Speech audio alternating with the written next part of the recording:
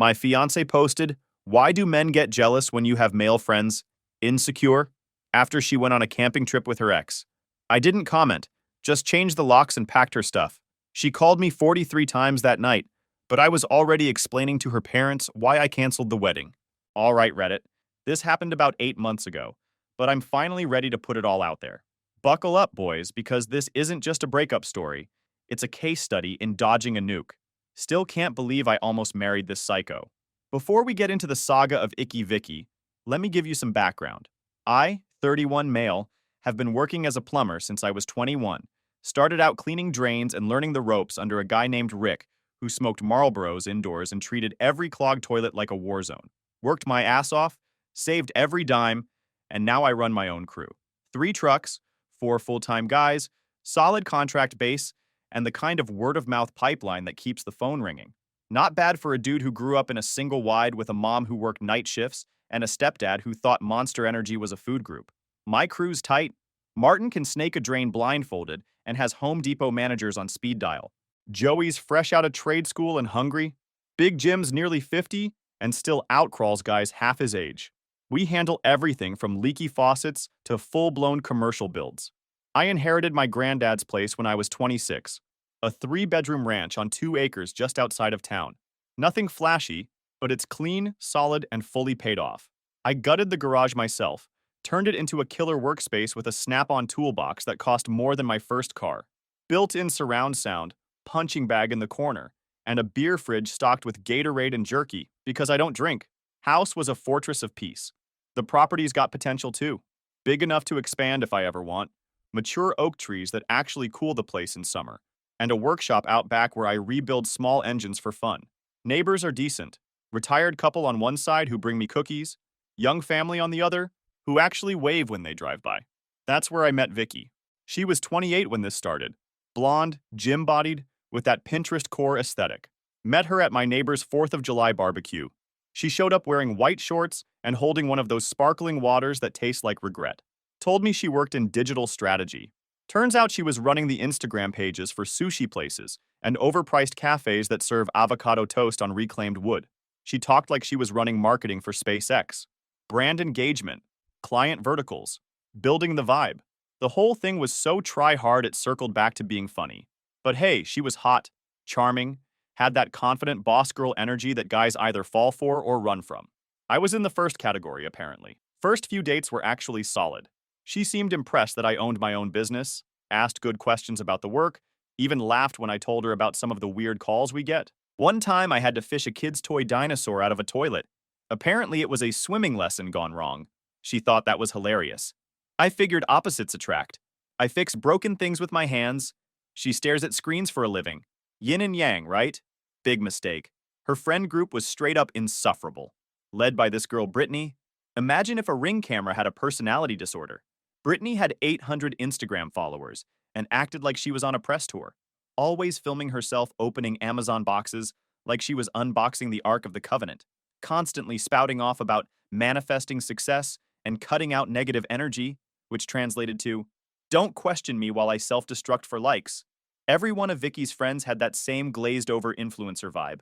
It was like the Avengers if all they assembled for was brunch and vague posts about toxic energy. If Wi-Fi went out, they'd file for emotional disability and live stream the breakdown. They couldn't have a conversation without trying to capture it.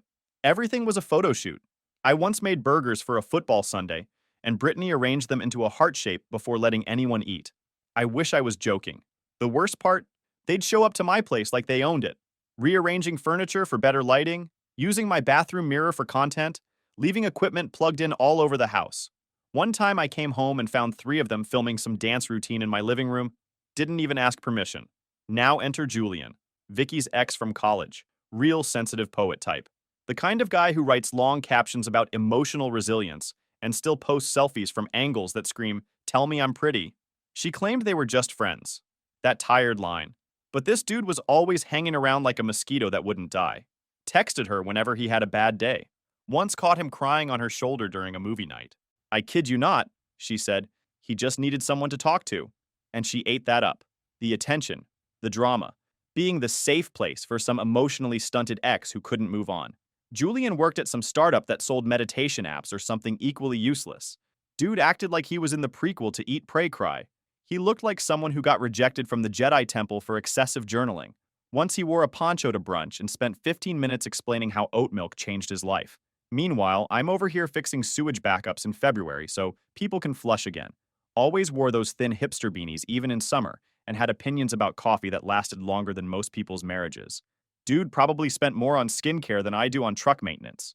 My best friend Tommy, guy's been in my corner since high school, spotted it from the jump. Bro, he said, that chick's got more red flags than a Chinese parade. That's his way of saying she's a walking HR violation wrapped in lip gloss. Tommy doesn't say much, but when he does, it's gospel. I should have listened. There's a gut feeling every man gets. Not jealousy, just off. Like when your wrench slips and you know your knuckles are about to get shredded. That's the feeling I ignored. So here's some background that's gonna matter later. Vicky moved in with me about a year ago. Well, sort of.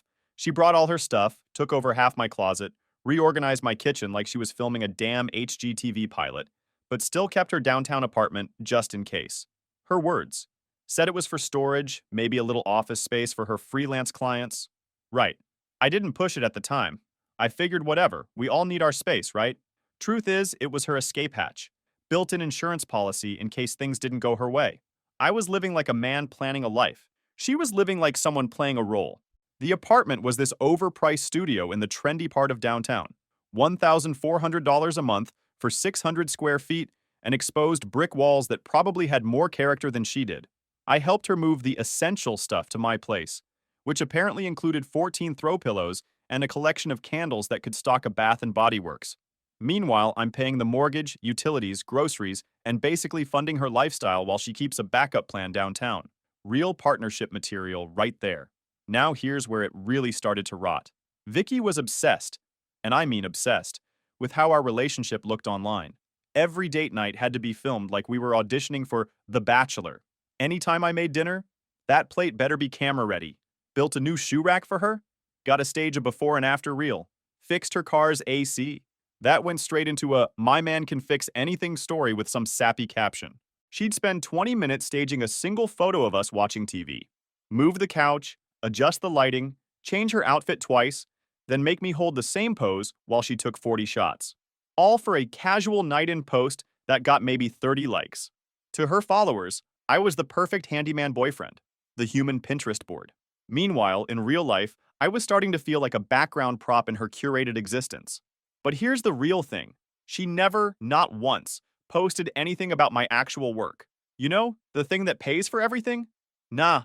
I'd finish a rough job, haul gear back after 12 hours in 90-degree crawl spaces, land a contract that brought in 5 figures in a week, and she'd scroll past that like it was a mosquito. Last summer, I got called out for an emergency at this fancy hotel downtown. Main line busted, flooding the lobby, 100 grand in potential damage. Worked through the night with my crew, saved their asses, and they wrote me a check for $8,000 on the spot. Came home exhausted but proud. Vicky was editing photos of her smoothie bowl. Her page was full of soy lattes, white desk aesthetics, and her saying crap like, "So blessed to work with such inspiring brands today." Meanwhile, I'm out here running payroll, ordering supplies, managing contractors, and getting my hands dirty so she can film herself holding a laptop for 3 hours at a co-working space. And guess what? She'd still say crap like, "We're both entrepreneurs, babe." Yeah, one of us wears steel toes. The other wears filters. Her friends? Somehow even worse. Brittany, who always acted like she was 15 minutes late to a TED Talk, once asked me, dead serious, if I ever plan to do something more professional long-term. This was at my own damn dinner table. I was slicing up the steaks I'd grilled while she said it. Like, "Sorry, lady, but you sell crystals on Etsy and talk to your phone for a living. Meanwhile, I employ 4 guys and pay quarterly taxes on 6 figures." I didn't say that out loud. Should've. Another time, this chick named Madison, who I'm pretty sure never worked a day in her life, suggested I should pivot into real estate because trades are so limiting. This was after I'd just finished telling them about expanding into commercial work. Real estate. Like I wanted to become another suit with a Kia and a business card. Anyway, things were still coasting. Vicky was locked in on the wedding planning like it was a military operation. Color-coded spreadsheets, Pinterest boards, mood lighting, the whole production. Her parents were footing the bill. Around $25,000 they'd apparently been saving since she was in braces. Venue, flowers, catering, A full open bar even though I don't drink. Whatever. Her mom cried over table linens. I just stayed out of the way and kept writing checks. The proposal? That was last Christmas. I saved up for months and dropped about $8,000 on a ring. White gold, 1.2 carats, certified.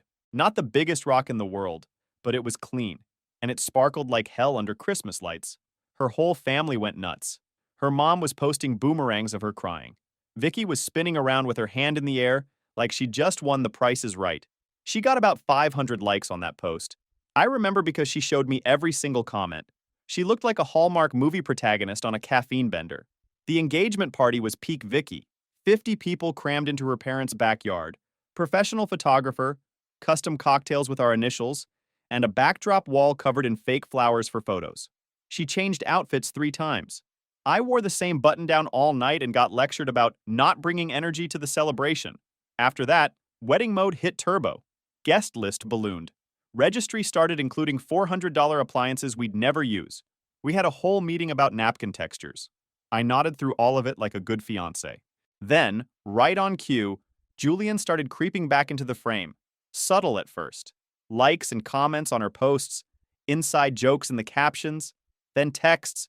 Then he started popping up at group events like a damn raccoon who figured out how to open the trash can lid. And that's when things started to shift. March rolls around, and Vicky comes home from work with that weird, fake, excited energy she always gets when she's about to drop something sketchy. You know the vibe? Overly cheerful, fake upbeat tone, big smile that never reaches the eyes. The same tone she used when she accidentally spent $300 on candles from some influencer brand. I'm elbow deep in the kitchen sink at this point. Garbage disposal's jammed because she tried to put lemon rinds and kale stems down there. Again. So I'm half listening, covered in sink gunk and trying not to strip a bolt. "Babe," she starts, drawing it out like she's pitching a Disney vacation. "You know how I've been saying I want to get back into hiking?" I grunt. "Yeah, sure." She perks up like that was a yes. "Well, Julian's organizing this camping trip next weekend with his adventure club. It's supposed to be this amazing trail system, like 3 hours north near the state park with those cliffs I showed you on TikTok." That got my attention. I stopped working, wiped my hands on a rag, and turned around slow. "Julian's organizing it?" I asked. She immediately launched into damage control mode. "It's not just him. There's like 8 people going. Guys and girls. It's a group thing. Casual. He invited me because I mentioned I wanted to be more outdoorsy this year." "Uh-huh. So your ex, the dude who still sniffs around your inbox like a lost dog, is hosting a co-ed sleepover in the middle of nowhere, and you think it's just a fitness goal?" I kept my voice flat. "Who exactly is going?" She starts rattling off names like she's reading off a Yelp review. Alyssa, Rachel, Noah, some guy named Corey. I think Mike's bringing his girlfriend, and one guy named Kai. All strangers. Not a single name I recognized from the past 3 years. People I'd never met, never heard stories about, never seen in a single tagged photo. People she apparently knew well enough to drive into the woods with for 2 days, but not well enough to mention ever. The whole thing smelled worse than a backed-up septic tank. So I push it. "Any of them I've met?" She freezes for half a beat. "Number. But why does that matter? They're not my friends. They're Julian's friends. It's about hiking, not socializing." That right there. That condescending tone shift. Like I'm the weird one for asking follow-up questions. Classic deflection move. Let me get this straight. My fiancé wants to disappear into the woods overnight with her ex and a bunch of strangers, and I'm supposed to just pat her on the back and wish her a fun time like she's going on a Target run? I gave her a look. "Vicky, I'm not comfortable with that. Here it comes." Boom. Mask off. She rolls her eyes and goes straight into the script. "Wow. Are you seriously trying to tell me who I can and can't hang out with? It's 2024. Just because Julian and I used to date doesn't mean we can't be friends. You're acting like a controlling psycho. I'm standing there in work boots and a damp shirt from being under the sink, and now I'm being called controlling for having boundaries?" I didn't yell, didn't get emotional. I kept it simple. "Look," I said, "it's not about trust. It's about respect. You want to go hiking for the day? Fine. I've got no problem with that. But overnight? In a tent? With your ex? That crosses a line." That's when she really lost it. Full volume. Accused me of policing her freedom. Said I had toxic views on female friendships. Claimed this was exactly the kind of fragile masculinity her friend Brittany warned her about. Started monologuing like she was on a podcast. I stood there watching her rant, just nodding slowly. I've worked with grown men who scream into crawl spaces because a pipe cracked. This question mark. This was amateur hour. Then she stormed out of the kitchen, whipped out her phone, and called Brittany on speaker. I could hear her the second the call connected. Girl, you will not believe the crap I'm dealing with right now. And that's how she spent the next hour, pacing through the living room, whining about how I was a jealous caveman, while I went back to fixing the disposal like a damn adult. That was the moment, I think, where the last little piece of illusion broke. Up until then, I'd been giving her the benefit of the doubt. But hearing her twist the whole thing like I was some angry, possessive psycho, that's when I knew I wasn't dealing with a misunderstanding. I was dealing with someone who wanted all the perks of being in a relationship, with none of the accountability. And something in me started quietly preparing for war. Sunday morning, I'm out in the garage doing what I usually do when I need to reset my brain, organizing tools. Socket sets, impact drivers, pipe wrenches, the whole lineup. Got the football game playing low on the radio. Air smelled like sawdust and WD-40. Peaceful. Then my phone buzzed. It's a text from Tommy. Dude, you need to see Vicky's Instagram story right now. I wipe my hands off, open the app, and boom. There it is. Front row seat to my own execution. She posted a block of text with a black and white aesthetic background, like she's running a trauma recovery page. It read, "Some men still think they own women. They can't handle confident women with male friends. They call it boundaries. I call it control. Toxic masculinity is alive and well, and I won't be silenced." Oh, but that wasn't it. She also posted a picture of herself from the waist up with some moody forest background filter. Captioned, "I'm done apologizing for needing freedom. Women aren't property. Red flags. Know your worth. Healing vibes only." It was in her main feed, her story, and reposted into this dumpster fire of a Facebook group called Women Supporting Women, which from what I could tell was basically Britney's personal cult of personality. That post? It went full viral within their little circle. Over 60 comments in a few hours. The highlight reel? Britney. Girl, run. This is abuse waiting to happen. Some chick named Keely. Men like this are textbook narcissists. I dated one.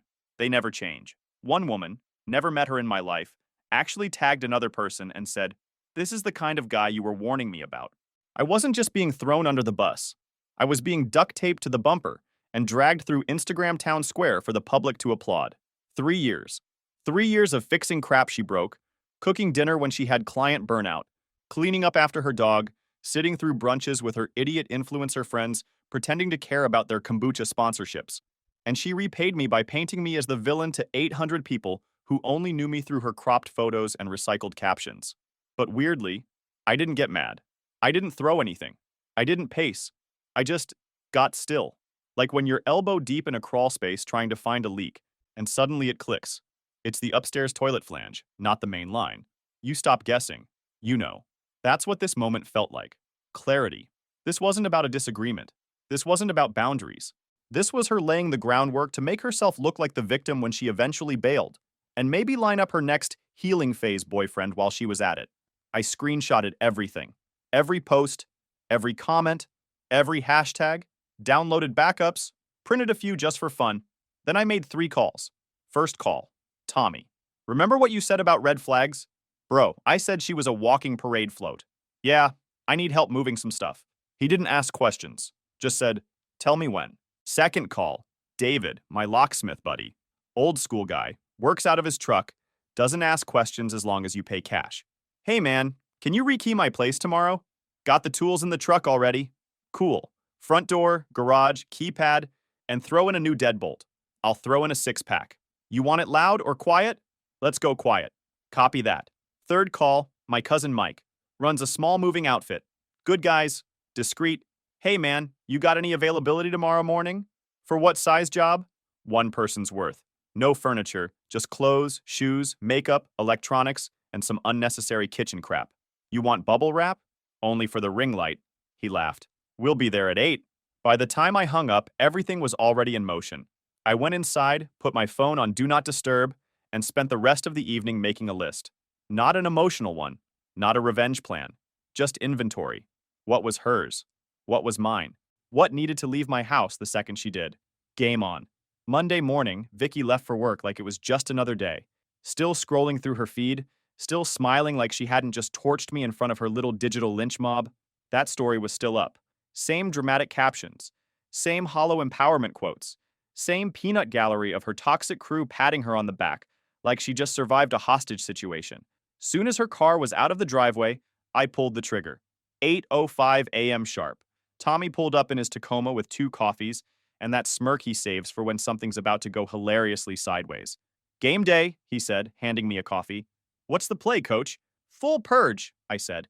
Clothes, makeup, electronics, everything in the guest bathroom. And if you find anything that says live, laugh, love, it's going in the burn pile. Mike and his crew showed up 5 minutes later. 4 guys, 2 dollies, about 50 labeled boxes.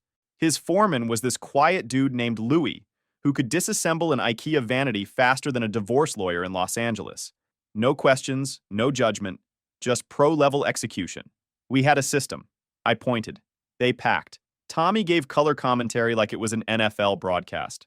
All right, folks, we're starting strong with the Closet Chaos package. A full spectrum of leggings, camera equipment, and 17 pairs of boots that all look identical. I went into the master bathroom and took one look at her shelf. Serums, sprays, skincare products with ingredient lists longer than my tax return. I didn't even bother sorting. Dumped it all into a box labeled Lab, Lotion, and BS. I slapped a fragile sticker on it just to be ironic. Tommy, he held up a jade face roller like it was evidence from a crime scene. Bro, what the hell is this thing? $50 placebo, I said. She used it twice. Sounds about right. By the time we hit the kitchen, it was just getting stupid. Spiralizers, avocado slicers, a freaking matcha whisk set. All brand new. Half of it still had tags. Tommy held up an ice cream maker like it was a murder weapon. Bro, when has this ever been used? Never, I said. It was part of her aesthetic baking era. Lasted 3 days. Ended in a meltdown about lighting. Her stuff filled half the truck. No exaggeration. Piles of fast fashion, vanity junk, unused gadgets, and about 40 decorative pillows she once told me, tie the room together. Newsflash. They tied together jack all. The weirdest discovery? 3 identical phone chargers hidden in different rooms. Apparently she'd been hoarding them like a damn prepper. Found equipment I didn't even know existed. Stuff stored in the coat closet. Another set under the guest bed. It was like archaeological evidence of her digital addiction. David, the locksmith, rolled up around noon. Cool as ever. No chit-chat. Just went to work. Swapped out the front deadbolt, added a heavy-duty one to the back, and reprogrammed the garage keypad to a code only I knew. Clean break? He asked. Cleaner than her makeup brushes, I said. By 2:30 p.m., the house was purged. Every trace of her was boxed, sealed, and loaded. All that remained was clean floors and quiet. Here's where it gets fun. Instead of dumping her stuff at her parents' place, or worse, confronting her face-to-face, I got tactical. Remember that storage apartment she kept downtown? The one she thought I didn't know she still used occasionally to work in peace or do yoga without distractions? Yeah. I had a spare key she didn't know I made 6 months ago, because I'm not an idiot. I drove the truck down myself, parked in the alley, opened the place up. Still smelled like essential oils and overpriced candles. I took my time, arranged everything neatly in the living room. Clothes hung up, shoes lined along the wall. Her office chair had her laptop bag perfectly draped over it, like a showroom piece. The pillows? I stacked them in a perfect Instagram tier triangle. Right in the center of it all, I left a handwritten note. Since you need space to figure things out, here's all the space you need. The camping trip is yours. The house is mine. Locked the door behind me, dropped the keys in the entry basket she used for crystals, drove home, sat in my recliner, kicked my boots off, cracked a Gatorade, and turned on SportsCenter like it was any other Monday. Except this time, I wasn't the one getting played. The fireworks were coming, and I had a front row seat. Vicky got home around 6:30. I was already planted in my recliner, feet up, watching SportsCenter. Had dinner on a paper plate, pulled pork leftovers, zero stress. I heard her car in the gravel, then the unmistakable clink of her key hitting the front door. Click, jiggle, nothing. A pause. Shuffle to the garage. Another key, another fail. Then, about 30 seconds of confused silence. I imagined she was blinking like a raccoon caught in headlights. Then came the storm. Bang, bang, bang! What the hell is this? Open the door right now! I didn't move. Didn't flinch. Kept my eyes on the TV like I was watching playoff highlights. Because I was. My phone lit up on the armrest like a Vegas slot machine. Text 1. This isn't funny. Let me in. Text 2. Are you insane? Text 3. You can't lock me out of my house. That one made me chuckle. Your house? Lady, your name's not on the deed. You don't pay rent. You don't pay utilities. You kept your backup apartment for independence. Well, congrats. You're independent now. From 7 p.m. to 3 a.m., I was a one-man call center. There were 28 missed calls, not including the 5 unknown number ones she probably made on Brittany's phone trying to catch me slipping. Some of the voicemails were Academy Award worthy. You're having a mental breakdown, and I'm worried for your safety. This is literally illegal.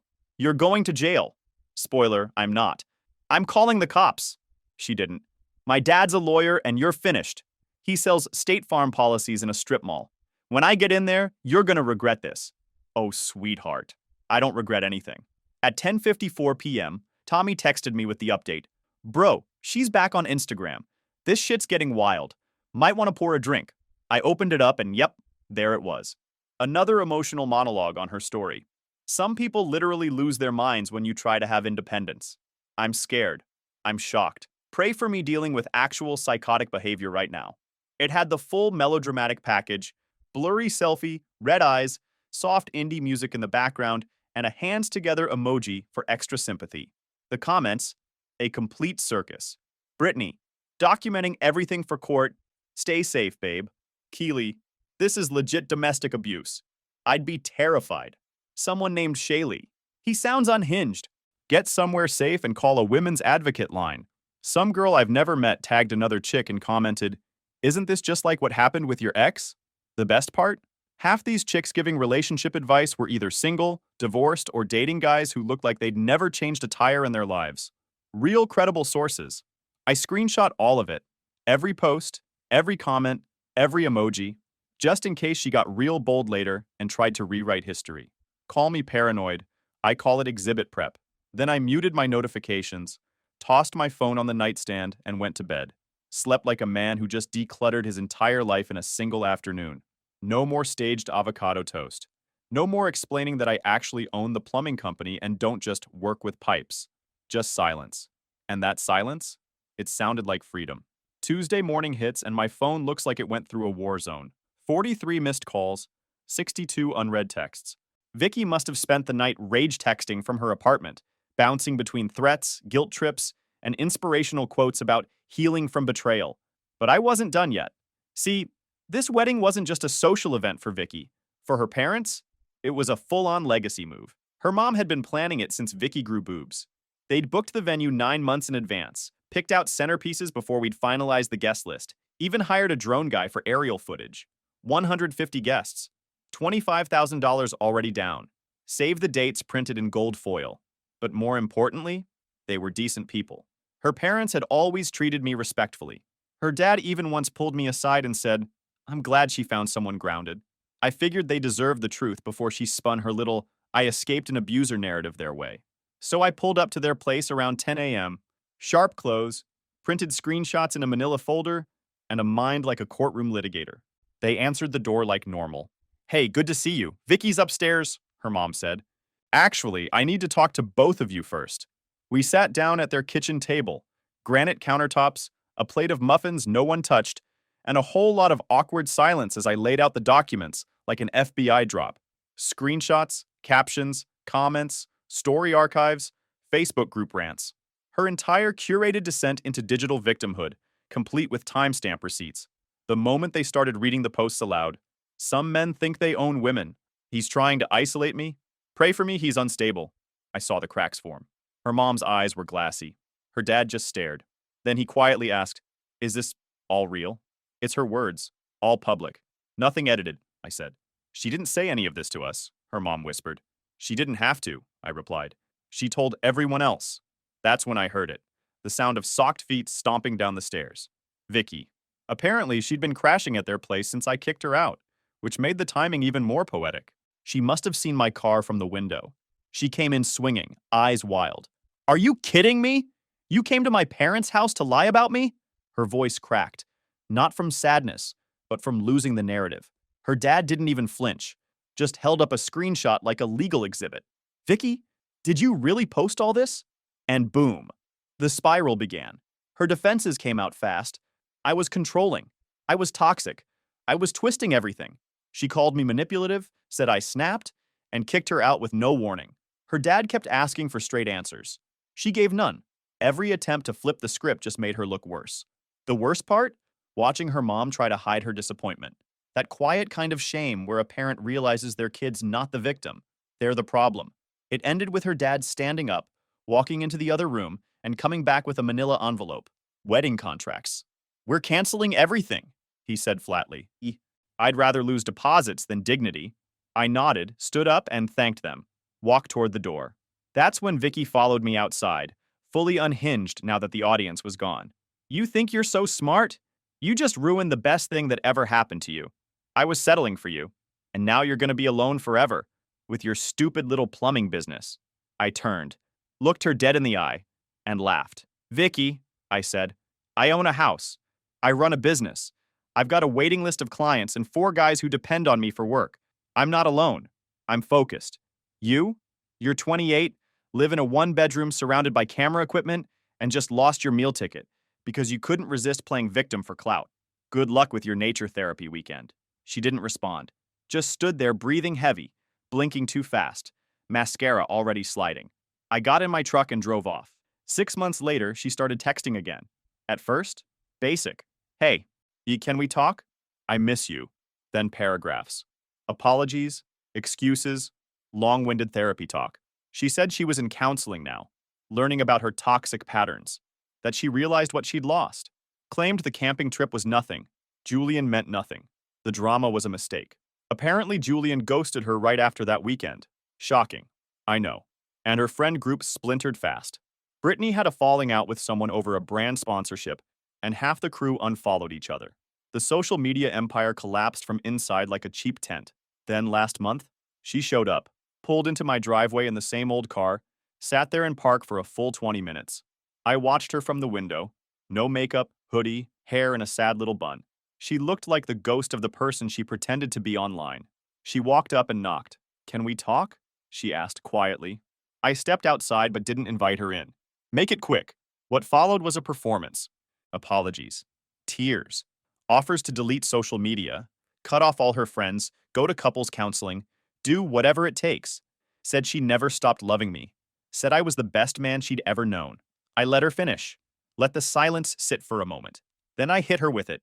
"Vicky, I appreciate the apology, but you didn't just make a mistake. You showed me your character. When things got hard, you didn't talk to me. You broadcasted lies about me to the world. You tried to turn people against me and make yourself the victim. That's not miscommunication. That's who you are." She started sobbing, mascara down her cheeks, shaking, begging, and I kept my voice level. "I need you to leave now. Don't come back." I went inside, locked the door, and stood at the window.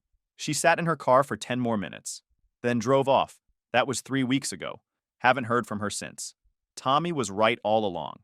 She wanted a man she could film. I wanted a woman I could build with. My house is calm and peaceful now. Found out through a mutual friend that Vicky is back on dating apps. Doesn't post much anymore. Her account's private now. Brittany's off social media completely. Karma's got a funny little way of circling the block. I'm seeing someone new now. She's a baker and she makes the best donuts. No drama, no followers. She has a mortgage, a dog, and thinks the entire story is hilarious. We laugh about it over burgers on the deck. She wanted a hashtag-worthy love story. I gave her the reality check Instagram doesn't allow. Edit. To the people saying I should have communicated better, I communicated perfectly. I clearly stated my boundary. She chose to ignore it and publicly attack me instead. Sometimes the best communication is showing someone the door. Never let anyone disrespect you, no matter how good they look in yoga pants.